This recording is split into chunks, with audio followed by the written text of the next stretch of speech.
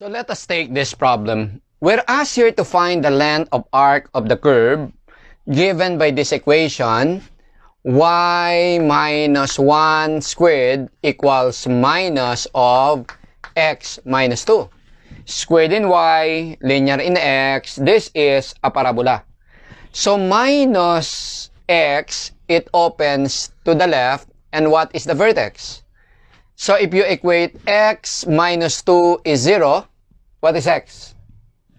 2. That is a way to find the vertex. So eto, equate mo lang to sa 0, tong linear part. So you have x minus 2 equals 0. So x equals 2. Eto yung x coordinates ng vertex. Equate mo naman to sa 0, y minus 1 squared is 0, or y minus 1 is 0. So y equals 1. So our vertex is at point 2, 1. Ito ay 2, 1. It opens to the left. And etong minus 1, ito yung 4a. So ang a is 1/4. No? Okay. So if this is our origin, 2 to the right, 1 above, this is your vertex which is at 2, 1. And it opens to the left. Gawin nating mas a little accurate, ha? So, in this equation, kunin natin yung y-intercept, that is at x equals 0. Okay? So, for y-intercept, set x equals 0. When x is 0, so you have here, y minus 1 squared equals minus x minus, so this is 0 minus 2. So, this would be minus of minus, that is 2, no? So, you have y minus 1 squared is equal to 2. So, square both sides dahil squared to. So, this would be plus and minus. So, y is going to be, y minus 1 is going to be plus and minus square root of 2. So, your y is going to be plus and minus square root of 2 plus 1. This is 1.4142 plus 1. Yung y mo is going to be 2.4142. This is minus 1.4142 plus 1. So, y here is minus 0.4142. I-solve natin ngayon yung x. Ang x dyan is 0. These are the y-intercepts, no? Tama? So, yung isa is 2.4142. 1, 2, mga 2.4142 here.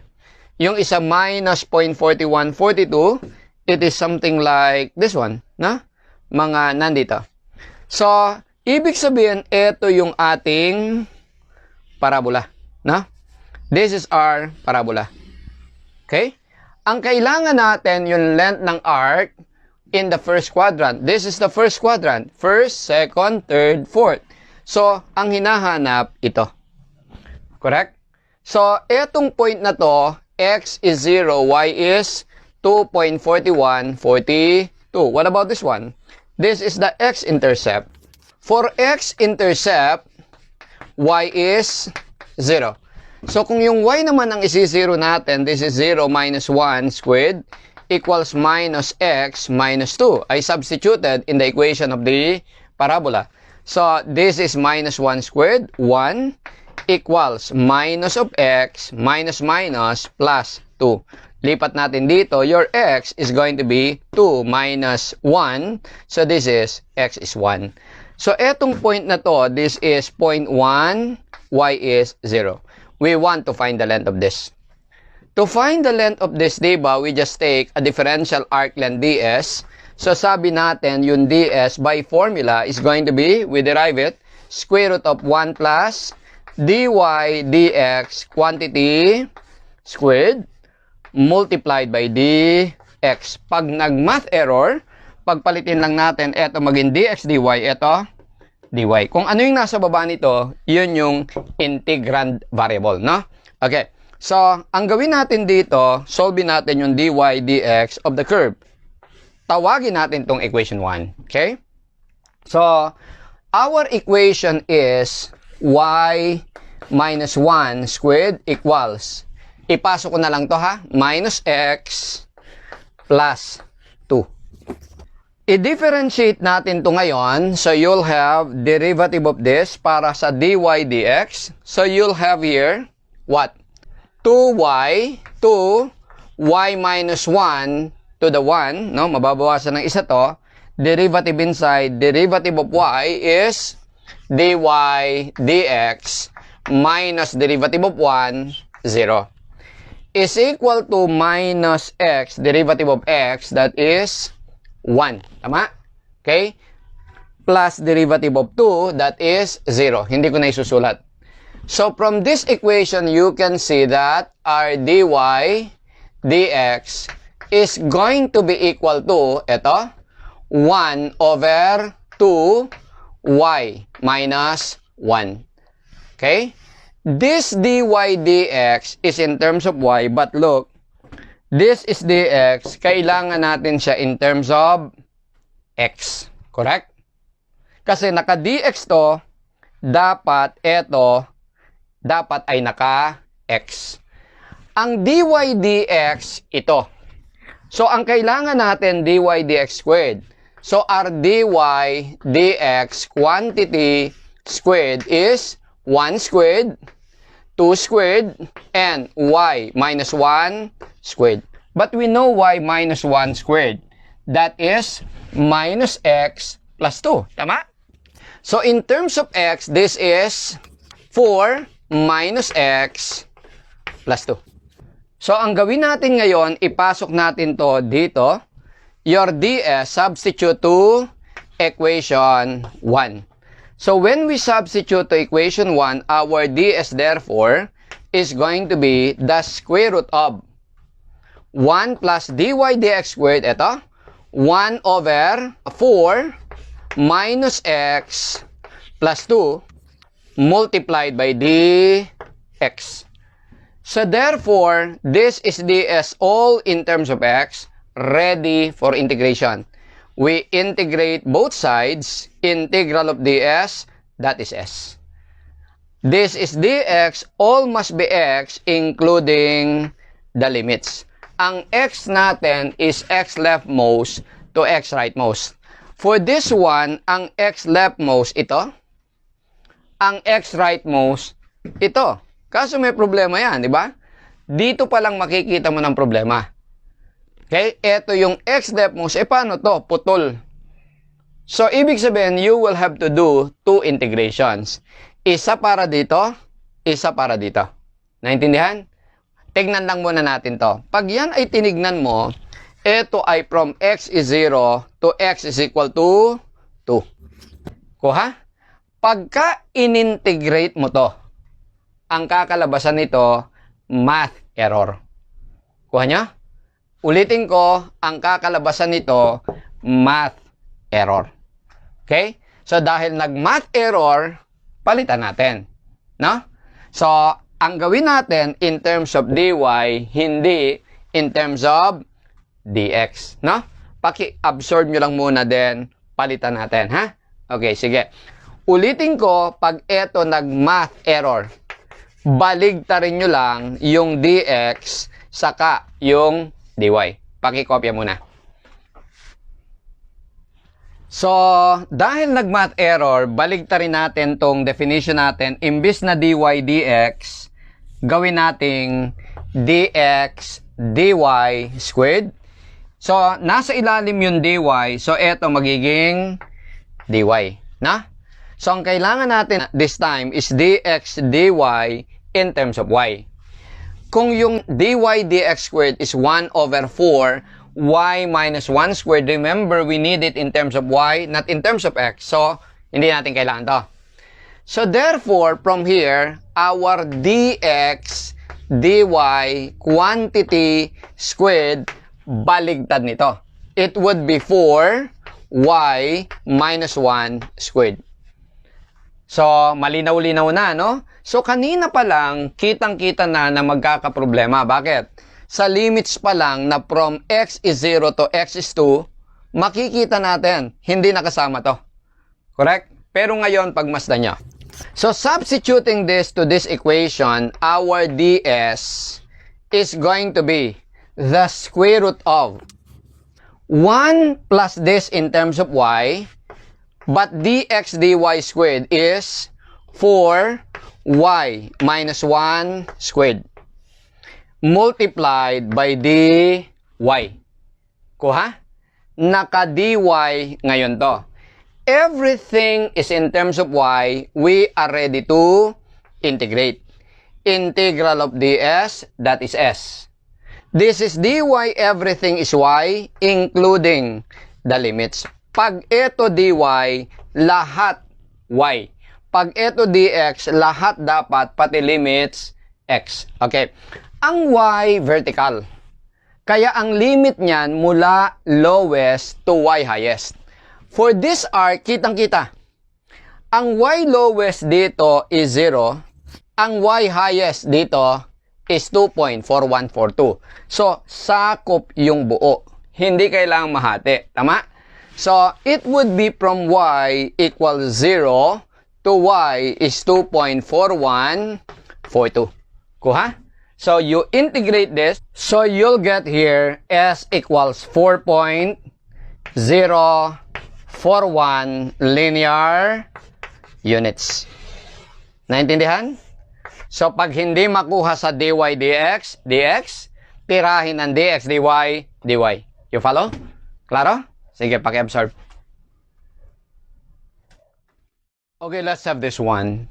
Paano naman yung centroid of arc? Now, basta centroid, ang ginagamit natin dyan is the Varignon's theorem.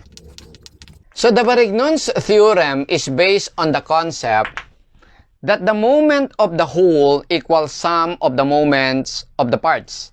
Pag sinabi mong moment, it is the quantity times the distance from the centroid, or the distance of centroid from the axis of reference, no? So, sabihin natin for this arc, ang centroid is here. Tawagin nating x bar, y bar. Its distance from the y-axis is x bar, from the x-axis is y bar. Now, remember yung concept natin in solving the S. Rs, the total arc length S is the sum of differential arc length. So, the moment of this must be equal to the sum of the moments of the parts. So, yung moment ng arc, eto, about the y-axis, is the arc times x bar. No? Pag ito minultiply mo ng x bar, dapat etong ds, i-multiply mo ng x average. Kaya lang, wala tayong average dito dahil isang curve lang naman ang involved, the parabola. So, sabihin na lang natin, ito ay x of the parabola. Ang centroid nitong arc na to nandito, ang coordinates nito ay x, y, di ba? So, ang distance ng centroid niya from the y-axis is x. So, ganito lang. S is the sum of ds. Pag minultiply mo to ng x bar, multiply mo to ng x. Average, no? Pagka dalawa yung curve. Pag ito y bar, multiply mo to ng y average. Maliwanag? Okay. Now, yung S natin is equal to, from previous computation, 4.041. X bar equals integral of ds. Yung integral of ds, ito, 4.041. Pero yung ds, this time bago mo integrate, kailangan may times x, no? So, dito, yung ds, di ba ito yung kanina, no? So, kung kukunin lang natin yung ds natin, ito. Tama? Correct. So, our ds is the square root of 1 plus 4 y minus 1 squared dy. Ito yung ds. Correct? Ang problema natin ngayon ay x. We've got to express it in terms of y. Dito tayo. This one, diba? Ito ay minus x. Lagay ko dito, ha? Y minus 1 squared is equal to minus x minus 2. Or that would be minus x plus 2. If I'm going to solve just the x, yung x natin is going to be what? ang x natin will be equal to 2 minus y minus 1 squared. Yun yung ilagay natin dito, ano? So, our x is 2 minus y minus 1 squared, no? This is the x multiplied by dy. Everything is in terms of y. Ano lang kulang? Limits. Naka-dy tayo, our limits must be in terms of y. Y lowest, 0, to y highest, 2.4142. So, from 0 to 2.4142. Integrate this, okay? On your calculator, divide by this, you'll be able to get x bar. And x bar is 1.3 units. Okay? Maliwanag? Okay. Now, punta tayo ngayon sa y bar. So, yung y bar, ulitin natin, yung s is equal to integral of ds. Correct? Pag ito minultiply mo ng y bar, you will have to multiply this also by y. Okay. What is s? Our s is 4.041, correct? Times y bar equals integral of, ano yung ds? Ito. Okay? So, it is the square root of 1 plus 4 y minus 1 squared dy times, ito pa, y. So, no need to change because it's already y. Tama? Okay. So, therefore, everything is in terms of y, ready to integrate. Ano lang kulang? Limits. dy, so ang limits natin, y lowest to y highest. The y lowest, 0. The y highest, 2.4142. So, i-integrate nyo to in your calculator with the limits, no? So, then divide by this, masosolve mo yung y bar. Yung y bar mo is 1.32 units. So, therefore, our centroid G is at x bar 1.3, y bar 1.32. So, magsimula ka lang dun sa concept ng s is integral of ds. Pag minultiply mo yung left ng x bar, multiply the right by x. Pag minultiply mo yung right ng y bar, multiply mo yung right ng y. Para patas. Kuha niya? So, pakikopya, paki-absorb, then copy.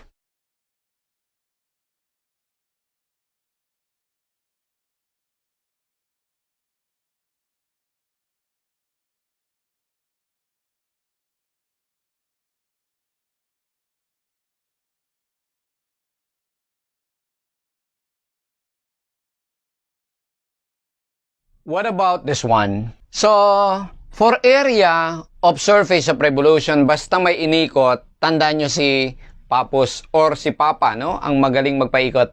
Basta may paikutan, si Papus. Now, yung area of the surface generated by revolving an arc is S times 2 pi Z. So, if what you will revolve is a big S, what you will get is the total A. But if you will revolve a differential arc length S, big begets big, small begets small, no? So, ds, this will generate differential area of surface of revolution. Hindi nyo kailangang i-memorize yung mga nasa textbooks or mga review books, except may book, ha? Kasi basta definition lang ng DA, galing lang yan dito, no? So, basic lang, big, the whole produces the whole, small produces the small. Differential produces differential. Naintindihan? Okay? Subukan mong ang aral mo differential o di ang score mo differential din, di ba?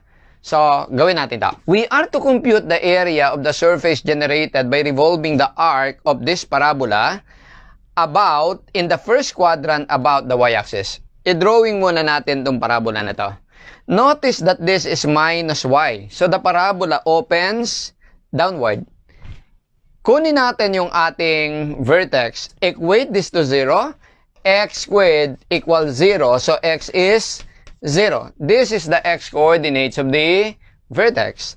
And also you have 16 minus 8y is equal to 0. Solving y is 2. Okay? So masosolve natin yung y dito.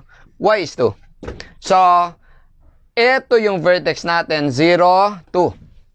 So, sabihin natin ito yan. This one. So, this is the vertex which is 0, 2. And it opens downward. Kunin natin yung x-intercept. Sa x-intercept natin, y is 0, no? So, when y is equal to 0, dito, you'll have x squared is equal to 16 minus 8 times 0. So, x squared is 16. So, we have here x equals plus and minus 4. Dalawa sila. Isa dito, isa dito.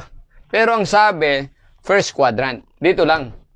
So, yung parabola natin, basically ganito, ang kailangan natin, etong nasa first quadrant. Kung ito daw iikot about the y-axis, what is the surface area generated? Kung ito iikot ko dito, ang ma-generate will be something like this. I-drawing ko yung mirror image nito sa kabila, tapos bilugin ko, eto. So, yung ma-generate niya is something like this. Pag ganito. Can you visualize? Okay. Ang hinahanap yung surface area nitong na-generate na to. Ang nag-generate, ito. So, sabi natin, diba, yung ating A is S times 2 pi Z. Ang problema, hindi natin alam yung total arc. Kailangan lang natin mag-define ng differential arc. Okay? So, kung kukuha lang tayo ng differential arc ds, yung ds times 2 pi z, z is the distance of the centroid of ds from axis of revolution, which is the y-axis, no? So, it will produce differential area of the surface of revolution. But what is your ds?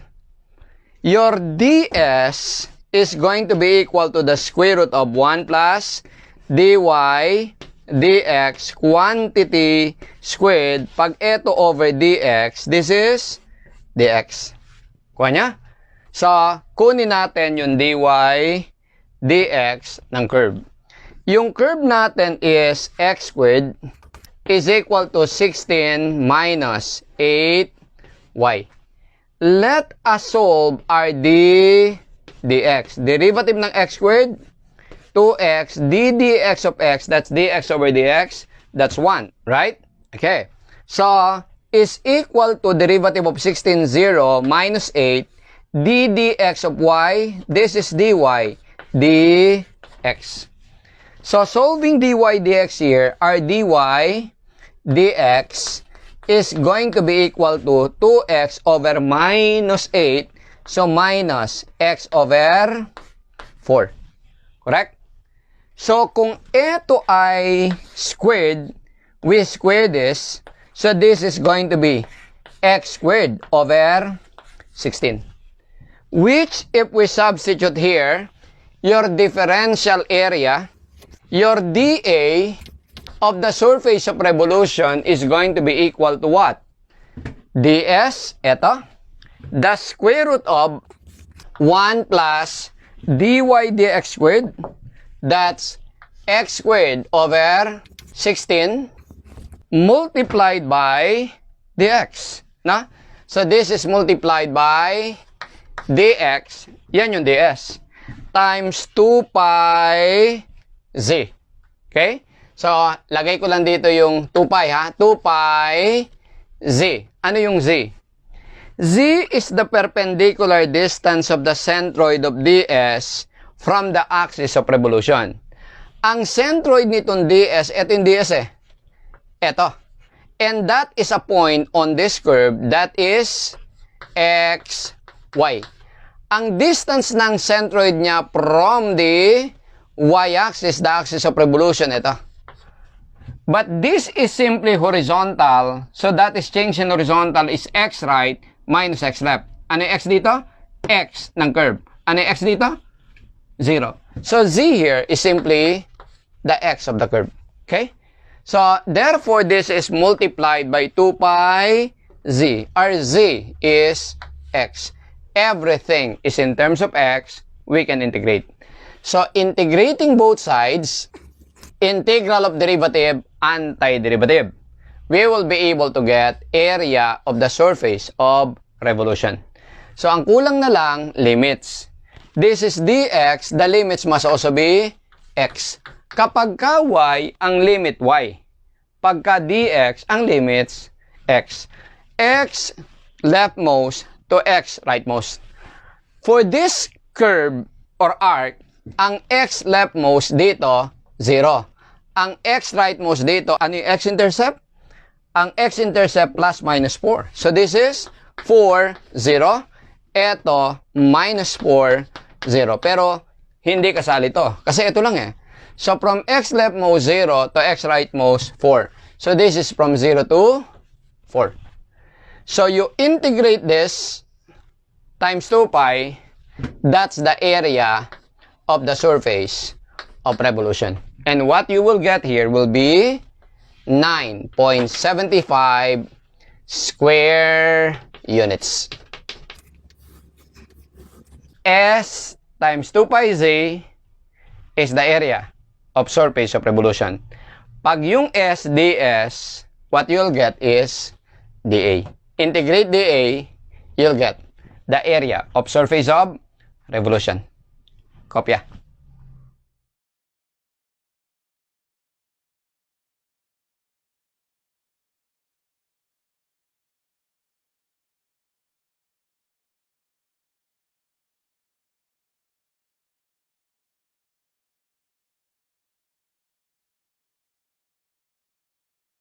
Let's have this topic.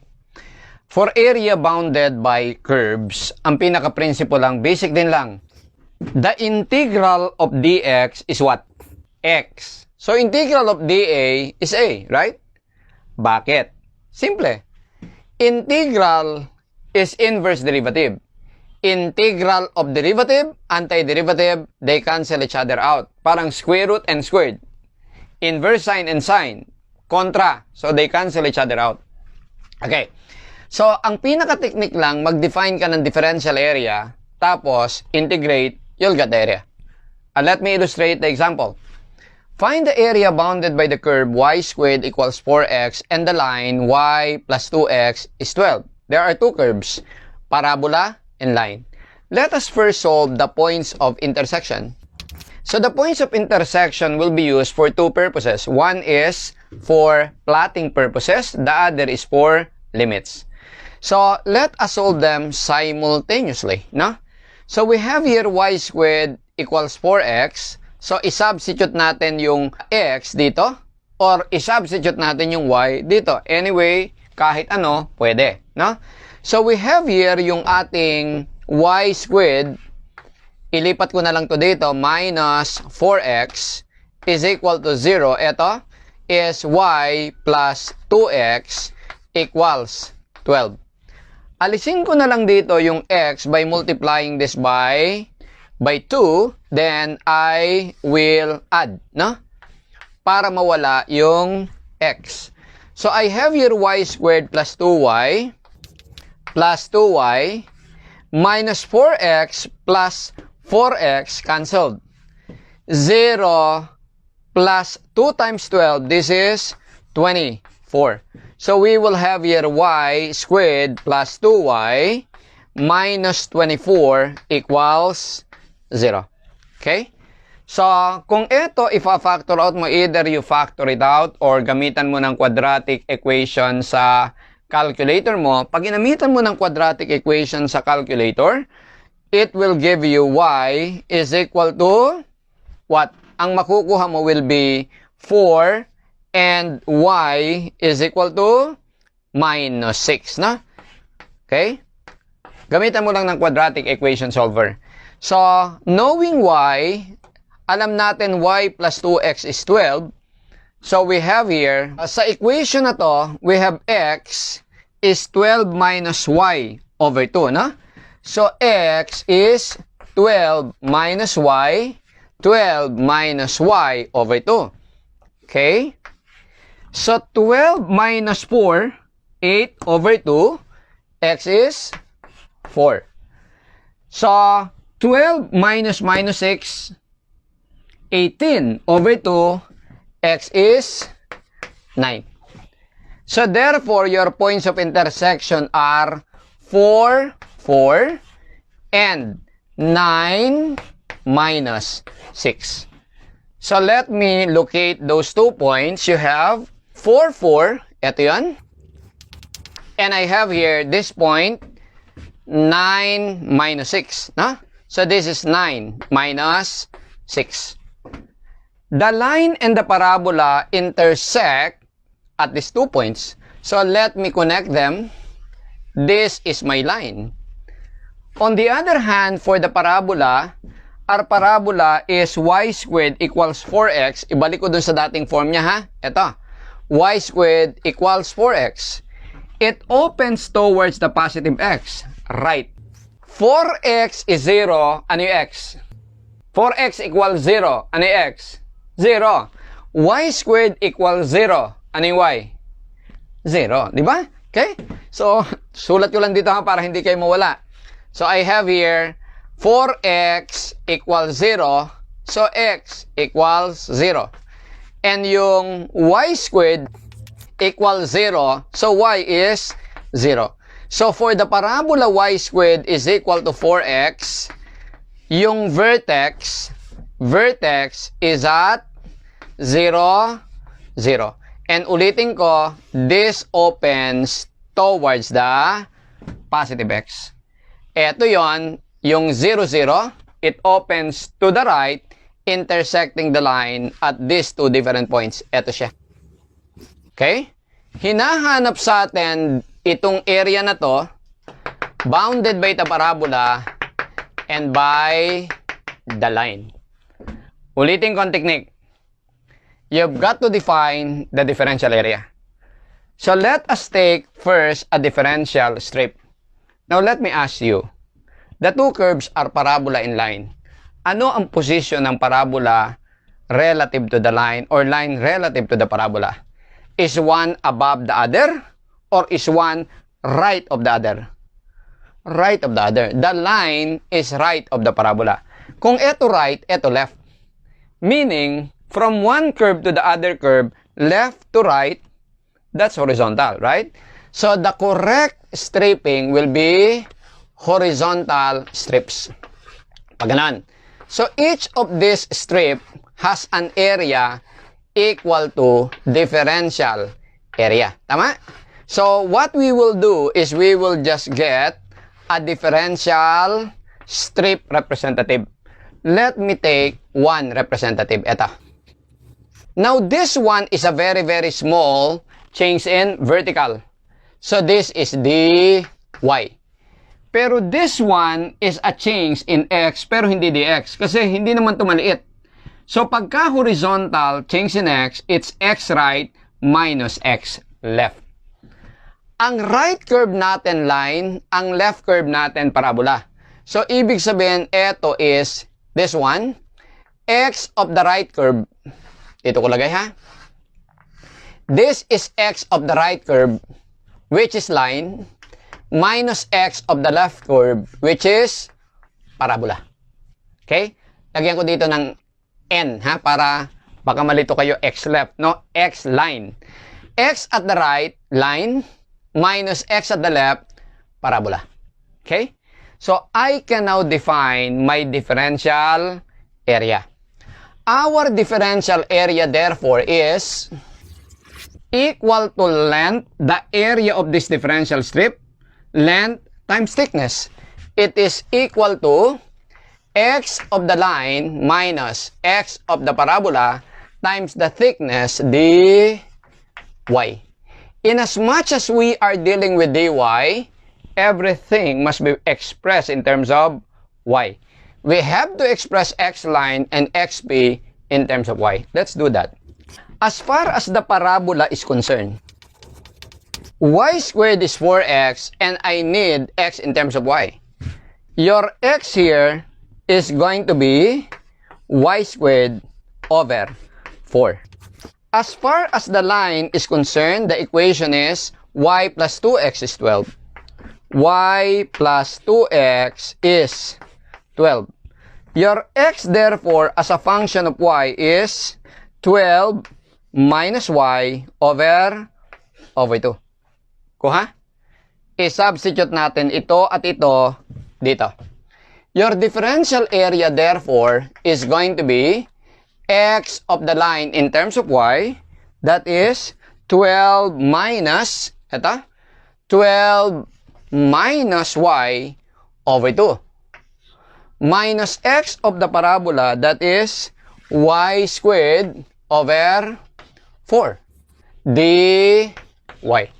So, everything is now in terms of y. This is ready for integration. Integrate this, integrate this. Integral of dA cancelled, we'll get the a. Ang kailangan lang limits. This is dy, the limits must also be y. It must be y lowest to y highest. The lowest point of this area is this one, y is minus 6. The highest point is this one, where y is 4. So the limits must be minus 6 to 4. All you need to do now is get your calculator. Take note ha, pag nagpasok sa calculator, although this is y, ang pasok nyo sa calculator, alpha x. Bakit? Kasi wala namang integral dy yung calculator. Ang calculator nyo laging nakafix sa integral dx. So, lahat ng variable ang pasok, x. Na? So, input this in your calculator with these limits. You'll get your area to be 41.67 square units. Kuha niya? Sige, kopya. Paano naman kung ang hinahanap yung centroid nitong area? Ganito. Let us say, yung centroid nito will be at, let us say, 4. No? So, sabihin natin, ito yung centroid. Mga dito na. Okay? Tawagin natin tong x bar, y bar. Yan yung centroid of the whole area. Nasa naman yung centroid ng differential area? Siyempre, rectangle yan, nasa gitna nito at nito. By midpoint formula, dahil midpoint yan, so yung x niyan is x average, yung y niyan, y average. Average ng what? Nung point sa right and point sa left. Ang nasa right, ano ba yung nasa right? Ito, line. This is x of line, y of line, di ba?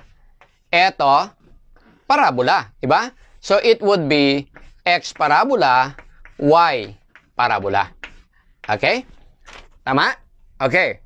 Now, ang hinahanap natin x bar, y bar of area. Basta centroid, di ba, ang sabi natin, Varignon's theorem. The moment of the whole equals sum of the moments of the parts. So, magsimula tayo dun sa concept sa theory of sum. The total area is the sum of differential areas.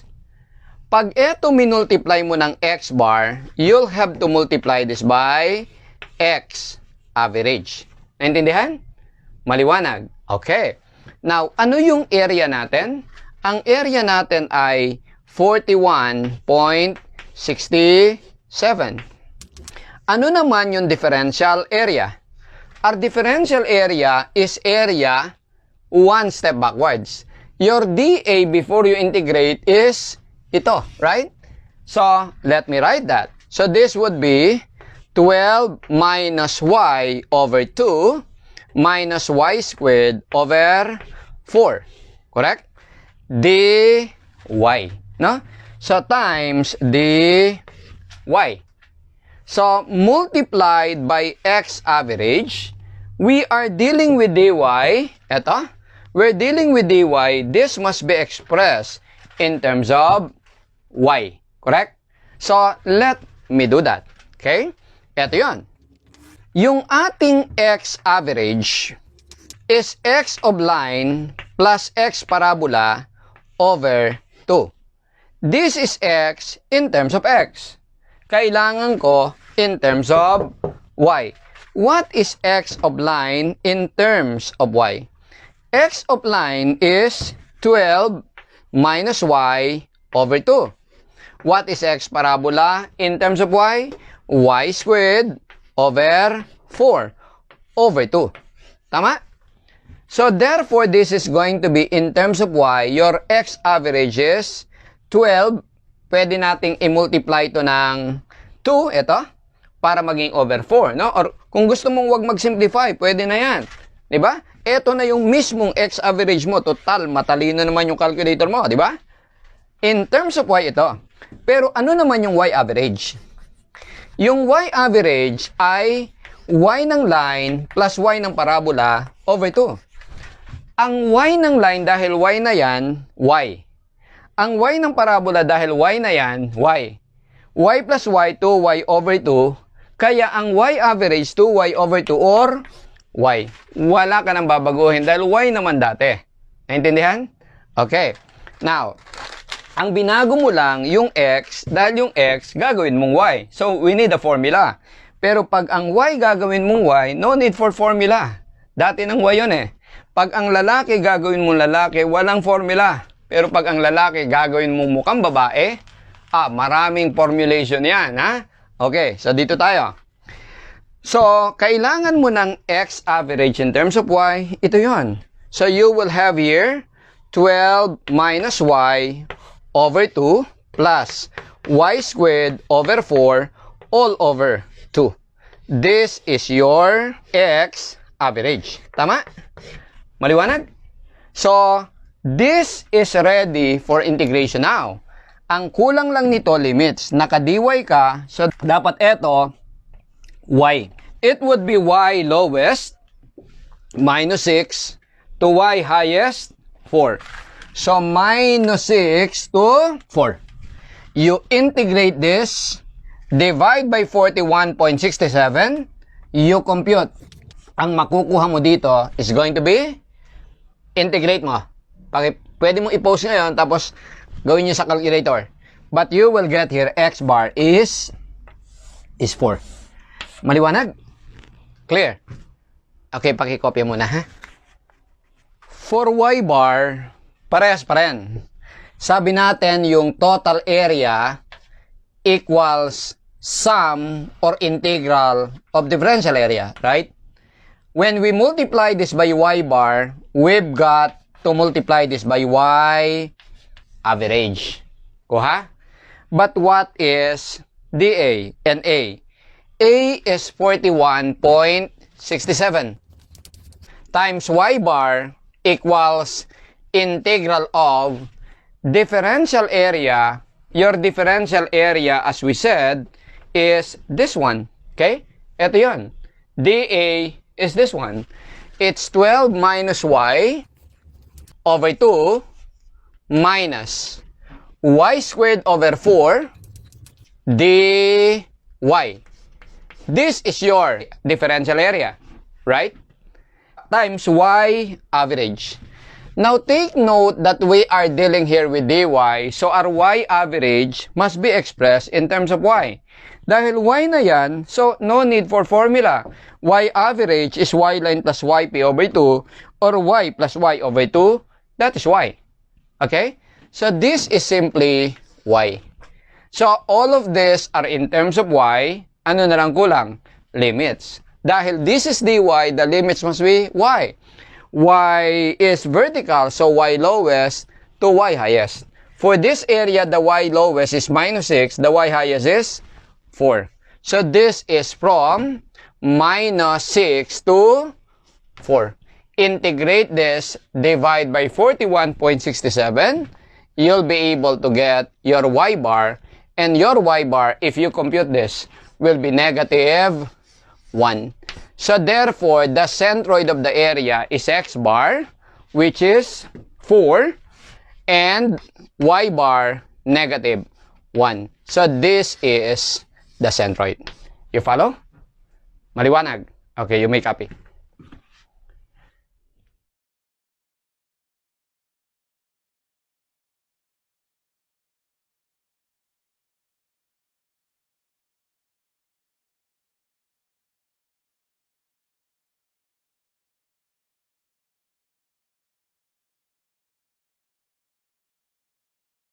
What if the one that we will revolve is an area instead of an arc? When we revolve an arc about an axis, s times 2 pi z, wherein z is the perpendicular distance of the centroid of s from the axis of revolution. So s times 2 pi z is area of surface of revolution. Linear units times linear units, square units. Now, if you are going to revolve an area about an axis, so area times 2 pi z, square units, linear units, cubic units. So this will be the volume of the solid of revolution. Now, if you do not have the area yet and the centroid of area yet, you use the differential area. dA times 2 pi z, when you revolve a whole A, you get the whole volume.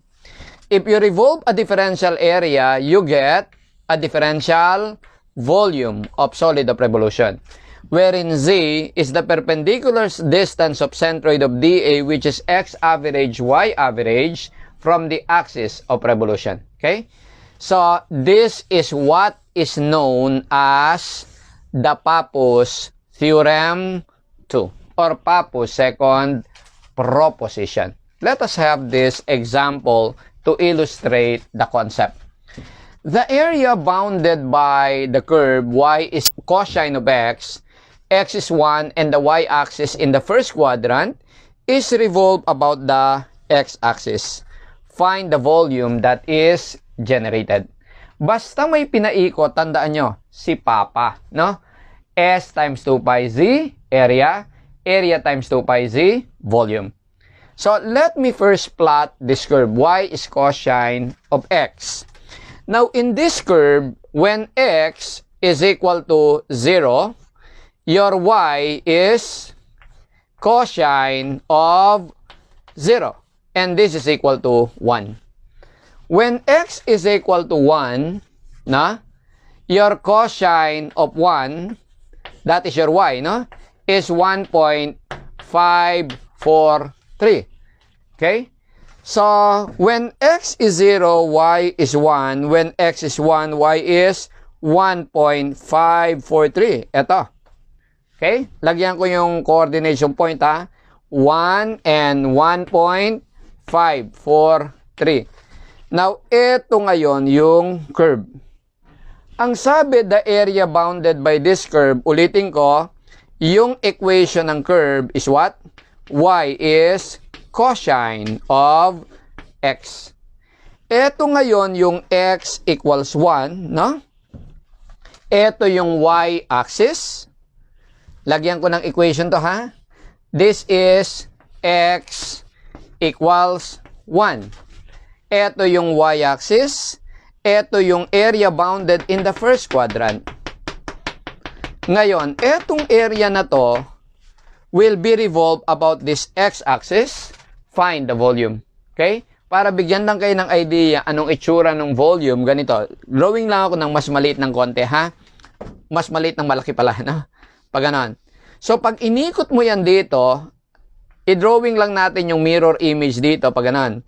Yung magiging figure natin will be something like that, no? Ito. Na-visualize niya? Okay, so, ano daw yung volume niyan?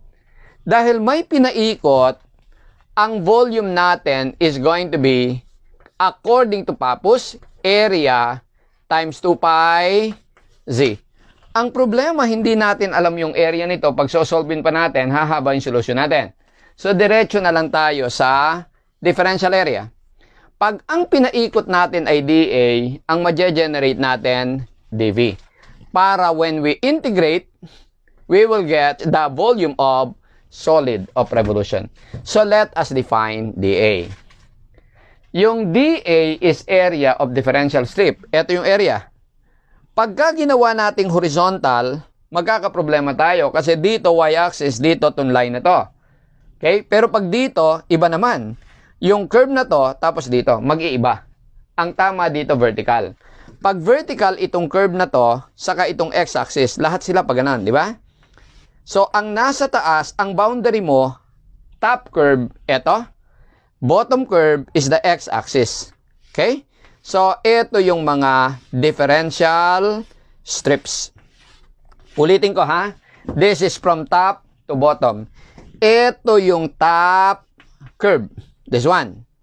Ito yung bottom curve. The x-axis. Ang equation ng x-axis, di ba? Anong equation ng x-axis? Y equals 0. Lahat ng y dyan, 0.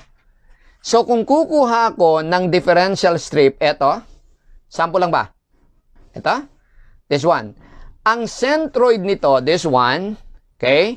Yung centroid niyan is, hindi x bar, y bar, ha? Yung x bar, y bar, centroid ng buong area. Ito ang centroid nito is x average, y average. Okay? Now, ito is what? Hindi siya dy. Okay? Kasi yung dy, maliit lang na y. Ito is a very small change in x. This would be dx, no? While this one is change in y. Y above minus y below. Ano yung y at the top? This curve, no?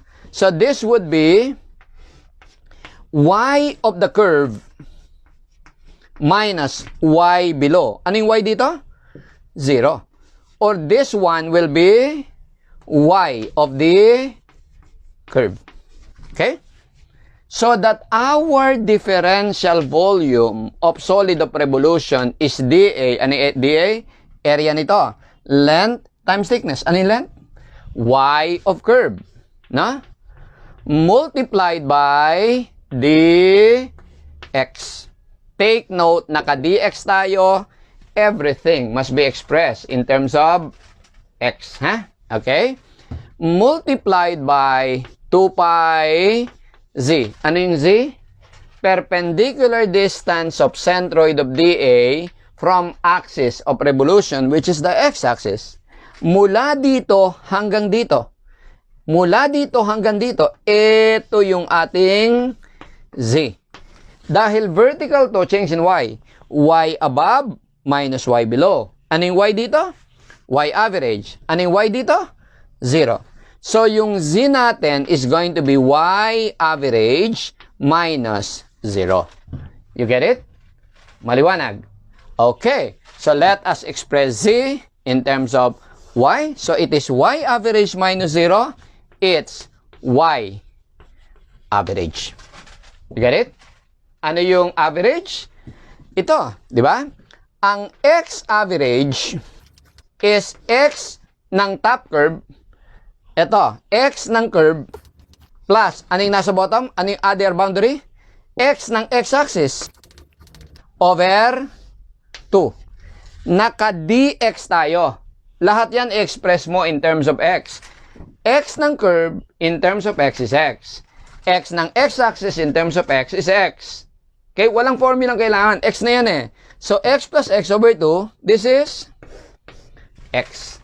Kuha nyo? Iba pag y average.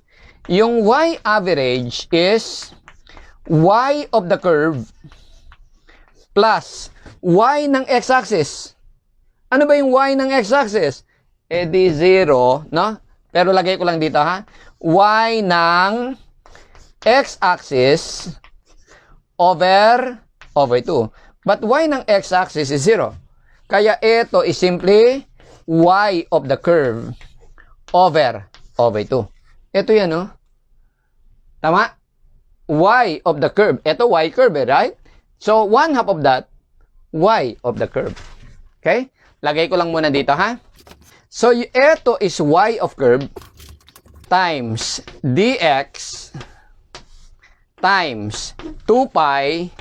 Ano yung y average? Y of curve over 2. So, this is y of curve over 2. Yung 2, may be cancelled. So therefore, the differential volume of solid of revolution is pi times y curve squared. But we are dealing with dx. Ano yung y curve? Ang y curve is cosine of x times y curve cosine x squared times dx. Tama po? So this is one equation in terms of x. We are ready to integrate. Okay? So, integrating both sides, integral of derivative, antiderivative, we get this volume. Ang kulang lang, limits.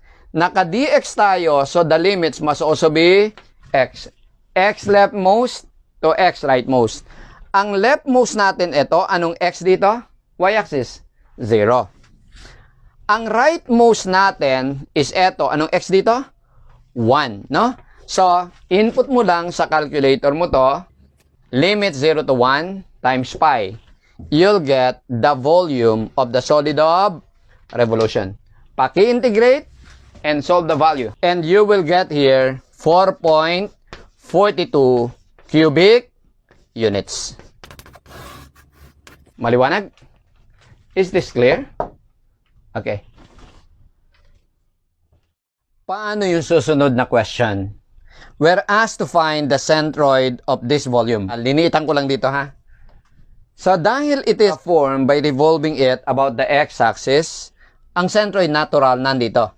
Mas malapit siya dito kaysa dito. Bakit? Simple observation. Mas malaki dito kaysa doon. Pero dahil ito yung axis of revolution, yung centroid nandito. Tawagin natin yung centroid na x bar, y bar, ha? Ng volume. Now, take note na nasa x-axis yan. Sa x-axis, ito yung y-axis, ang y dito 0. Kaya yung y bar natin is already 0. Ang problema lang talaga yung x bar. Paano natin kukunin yung centroid? Varignon's theorem. The moment of the whole equals sum of the moments of the parts. So, simula tayo sa sum of volumes. So, sabi natin, di ba, yung volume equals sum of differential volume? Pagka ito minultiply mo ng x bar, dapat ito i-multiply mo rin ng x average. Remember the boundary curves, top and bottom. The top is this curve, yung y is cosine x, yung bottom is the x-axis, ha? So, dito tayo. Yung ating v is 4.42 times x bar equals integral of dv. dv is v, one step backwards. Ito yung dv, so, ito yan. Huwag kalilimutan yung pi. So, dv is pi times ito. Cosine x quantity squared dx. Naka-dx tayo, everything must be expressed in terms of x. Yung x average in terms of x is, of course, x. Diba? Hindi mo kailangan ng formula dyan kasi x naman yan. So, these are all in terms of x. Integration na yung kasunod. So, limits, dx. Ang limits must be x leftmost to x rightmost. Ang x leftmost nito, 0. Ang x rightmost, 1. So, this must be from 0 to 1. Integrate mo to, divide by 4.42, you'll be able to solve x bar. And you'll get this as 0.577. So, therefore, our centroid G is located at 0.577 and y is 0. This is the centroid. Kuha nyo? Pare-parehas lang. Kailangan mo ng area, define differential area, integrate, you get the area. Okay? I-multiply mo to ng x bar, multiply mo to ng x average. Kuha? Maliwanag? So, yun yung concept para sa centroid. Kailangan mo ng volume, define ka ng dV, integrate, that would be volume. You get it? Maliwanag. Tapos, S times 2 pi Z, area. Area times 2 pi Z, volume. Basta may pinaikot, tapos, pagka-centroid, varignons. Pagka hinahanap lang yung area, arc, volume, ds, dA, dV. Integrate, you'll get S, A, volume. You follow? Sige, paki-absorb.